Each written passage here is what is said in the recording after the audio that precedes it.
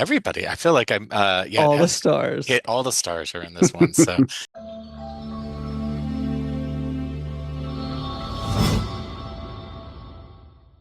So I watched every episode, thanks, Brett, to your recommendation of The Pitt, Oh, HBO nice. Max. Good. This Good. is one of the best shows I've seen in the last 10 years. Yeah. I okay. recommend this. So without giving anything away, Robert, the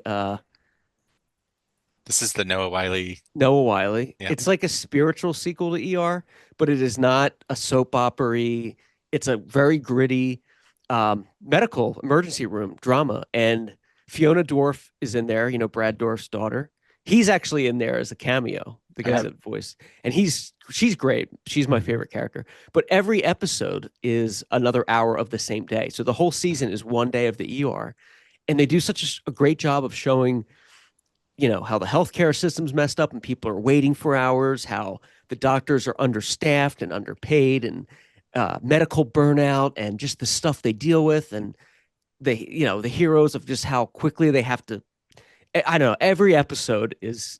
I was on the edge of my seat. I don't know if you guys think, or if you would like this. I loved it. I think the historically accurate geography of Pittsburgh and stuff like that was in there as well too. So I can certainly vouch for that.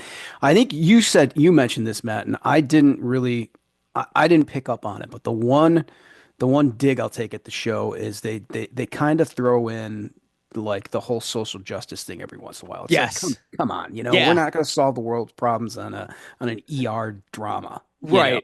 And it sticks out like a sore thumb. I will say that. Like It does. there's one scene where and the critics had a problem with that too. Like I was reading the IMDb and they were all like, this is great, but the doctor was like treating somebody that had a sickle cell leukemia and they're like close to death. And she's like, yeah, because I'm also conducting an experiment of how many people of color are administered. And we have a 15-to-1 ratio. And you're kind of looking. And then she goes back and there's like no mention of it again.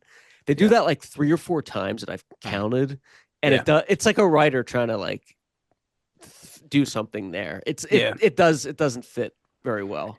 But it doesn't take away, the Right. fact that it's just a great show. I mean, it's just Yeah. really, really good. It's almost like Robert, you said like the whole ER thing. It's almost like a nod to that in a way. You know what I mean? But in a really good way. It's like the ER grew up, kind of.